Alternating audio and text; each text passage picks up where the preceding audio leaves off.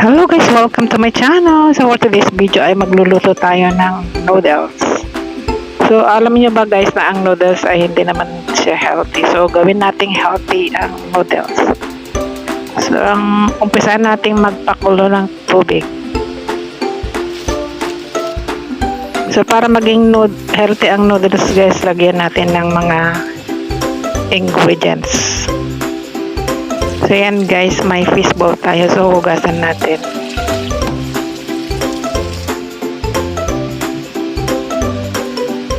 Frozen fishballs. So yan, papakuluan natin. Ang gagamitin nating noodles dito ay Nissin instant noodles. Hindi ito po sponsored guys. So meron tayong lettuce.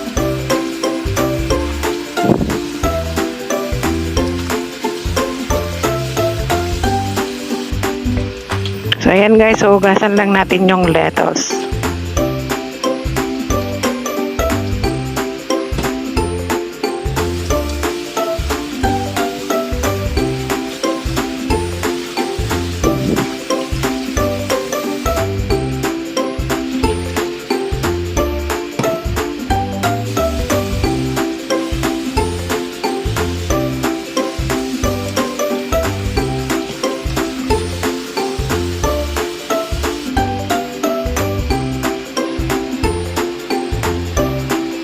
So yan guys, kumukulo na yung fish balls.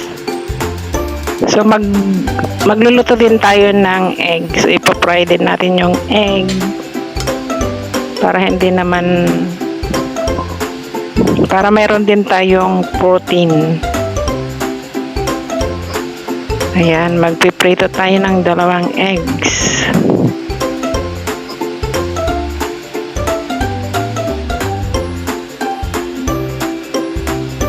So yan guys, ang Nissin instant noodles with sesame oil.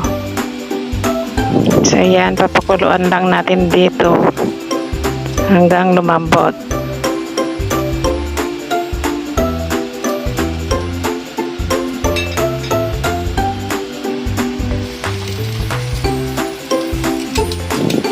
So yan, babaligtarin na natin yung itlog.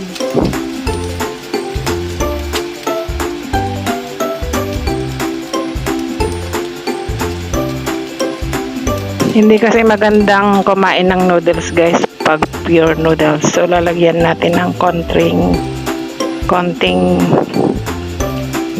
twist. So lalagyan natin ng fish balls, pizza balls at may egg.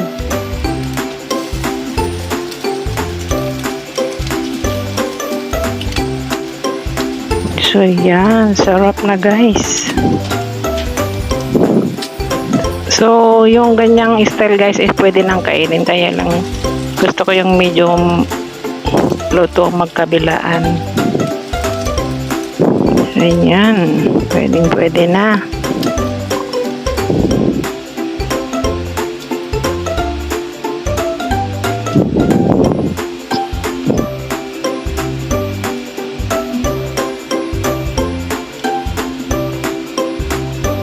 So ayan guys, habang niluluto natin yung noodles, luto na rin yung egg. So ipi-plating na natin. Ayan, sarap kainin.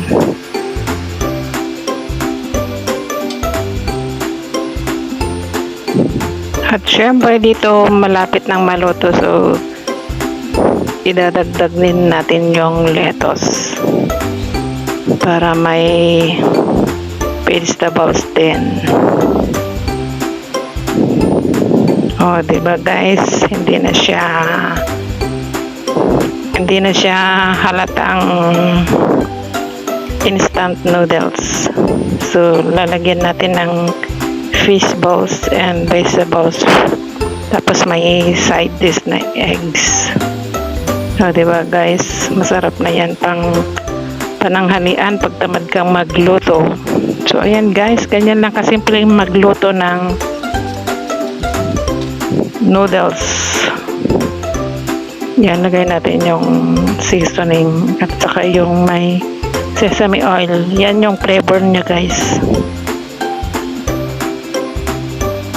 So, yan, luto na siya. So, pwede na natin i-transfer sa bowl. Ayan, guys. Napakasarap na. Solve na naman ang pananghalian natin. Ayan, i-mix-mix lang natin.